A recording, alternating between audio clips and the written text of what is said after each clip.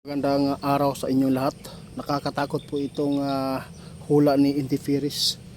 Mayroon po siyang hula ngayon na kinatatakutan po ng mga subscriber po natin. Kaya nagpaabot sila sa ating kaibigan na Linyo.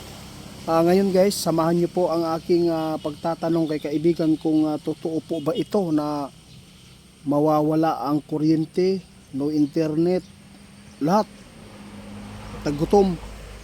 Totoo kaya itong hinulaan ni Indiferis mga idol? Kaya nakakabahala ito kung mangyayari talaga itong hula niya na ang buong Pilipinas mawalan daw ng supply ng kuryente at walang internet.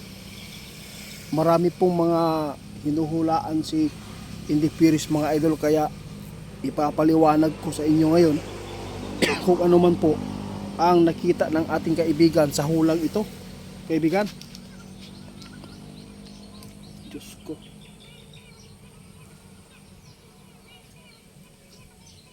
yun po ang nais kong malaman sa inyo mga idol. Mag-comment po kayo kung nakapanood kayo sa hula, no? Ang ipinapabot ng ating kaibigan, yung sinasabi po niya na mawalan ng source ng kuryente, mawalan daw ng liwanag yung Pilipinas mga idol. Kaya nakakabahala ito. Sinabi ng ating kaibigan, pakinggan niyo muli.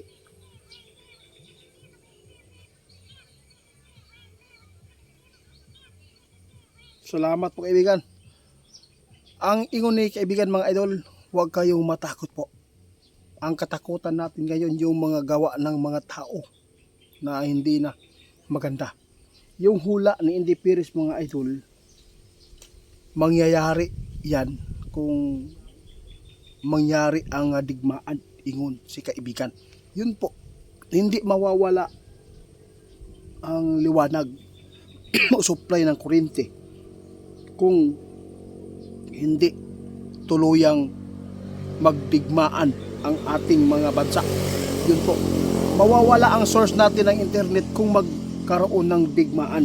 Ito ang sabi ng ating kaibigan. Kaya huwag kayong matakot mga idol.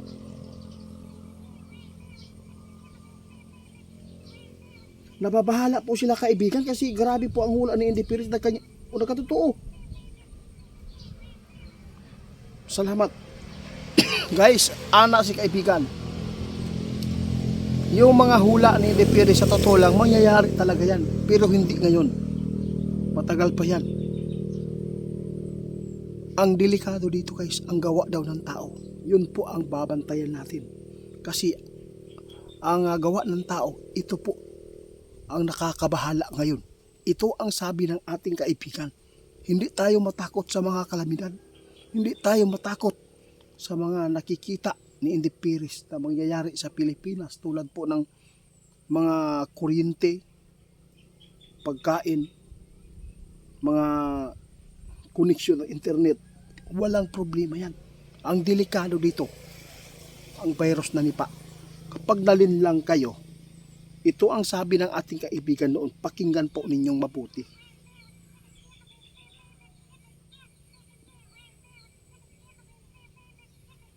Grabe.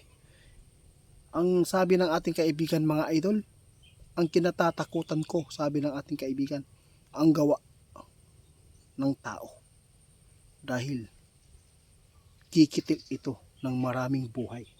Kaya hindi tayo matakot mga idol sa mga pangyayari, lalo na yung mga material na bagay. Hindi tayo matatakot yan.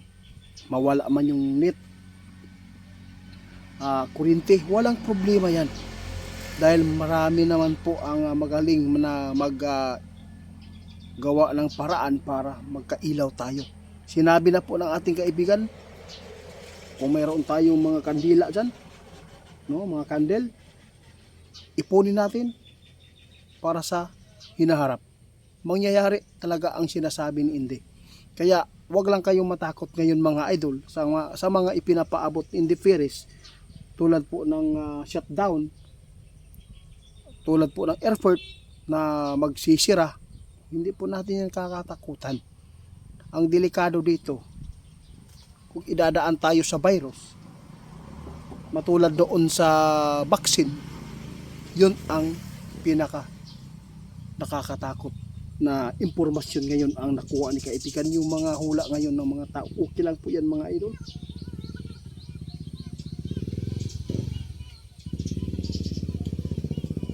Grabe, nakakatakot po ito mga idol, oh. Sabi ng ating kaibigan, ang kakatakutan ninyo ang gawa ng tao. Mag-ingat kayo sa paligid nyo, mag-ingat kayo sa mga kinakasama nyo sa trabaho. Dahil po, iba na ngayon. Madali lang daw mapapasukan ang utak ng tao, ng demonyo. Kaya, sa lahat ng nagpaabot na natatakot, huwag kayong matakot. Laging manalangin. Maraming salamat sa inyong pagpapaabot. Paki-report po kay Ghost Hunter 88 fans mga idol. Siya po ay isang scammer. Maraming salamat po.